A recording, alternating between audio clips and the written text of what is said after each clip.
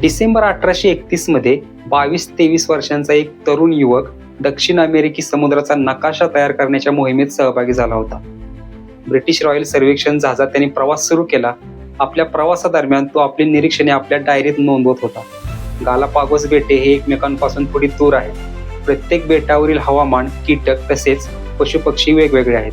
त्यानं पाहिलं की फिंच पक्षी सर्वसाधारणपणे दिसायला जरी सारखे असले तरी त्यांच्या चोचीचा आकार, चोचीची जाडी, लांबी तसेच चोच वापरण्याची पद्धत एकमेकांपेक्षा पूर्णपणे प्रत्येक बेटावर वेगवेगळी होती. त्याच्या मनात प्रश्न निर्माण झाला की एकाच जातीचे पक्षी इतके वेगळे कसे? त्याने पाहिले की ज्या बेटावर कडक बियांची झाडे आहेत तेथील पक्ष्यांची चोच मोठी व जाड आहे. ज्या बेटावर फुलांची झाडे आहेत त्या फुलातील कीटक व मध काढण्यासाठी पक्ष्यांची चोच लांब व पातळ आहे. मिश्र खाद्य असणाऱ्या बेटांवरील पक्ष्यांची चोच मध्यम आकाराची व दोन्ही कामे चालणारी होती. त्याने निरीक्षण नोंदवले की प्राणी हे पर्यावरणानुसार बदलतात. जसे वातावरण असेल त्या पद्धतीने त्यांचा विकास होत असतो. एकाच प्रजातीच्या वेगवेगळ्या परिस्थितीमध्ये वेगवेगळ्या प्रजाती निर्माण होतात.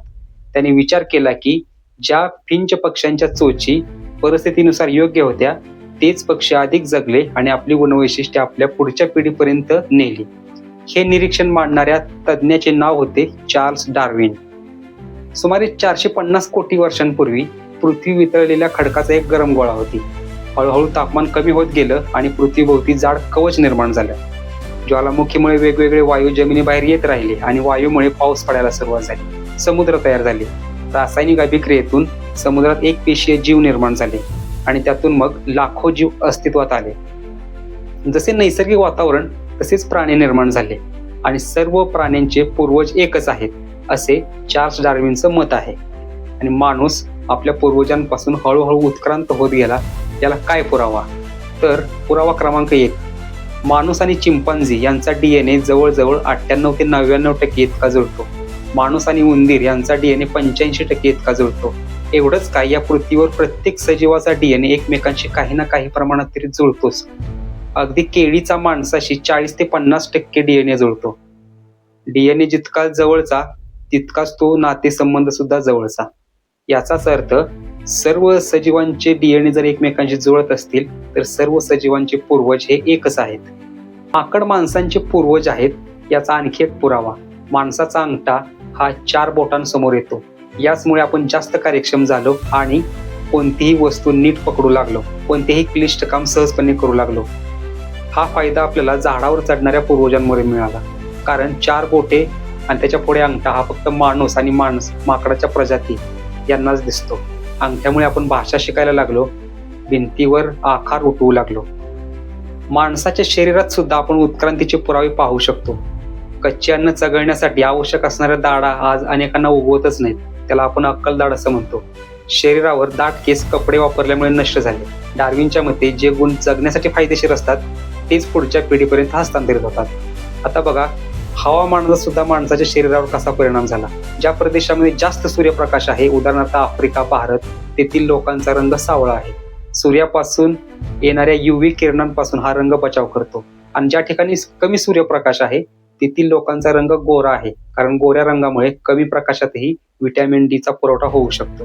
मग काळा गोरा असा भेदभाव माणसामध्ये का निर्माण झाला? तर आताच मी सांगितलं की सूर्यप्रकाशामुळे माणसाचा रंग सावळा पडतो. गरीब लोकांना शेतीमध्ये काम करावे लागत असे, त्यामुळे त्यांचा रंग सावळा पडायचा.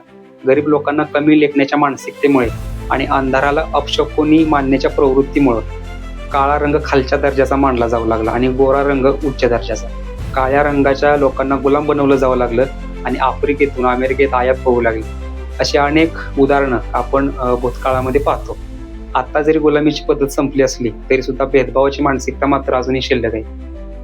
आपण उत्क्रांती रोज घडताना पाहतो आणि डार्विनच्या सिद्धांताला हेच पुरावे आहेत.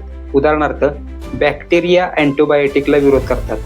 तसंच DNA बदल करून माणसांनी अनेक प्रजाती निर्माण केल्या. उदाहरणार्थ, तांदूळ असेल, गहू असेल, मका असेल, अगदीच काही कुत्र्यांच्या प्रजाती सुद्धा निर्माण केल्या. माणूस जर DNA मध्ये बदल करून प्रजाती शोधू शकतो तर लाखो वर्षामध्ये निसर्ग का प्रजाती निर्माण करू शकत नाही?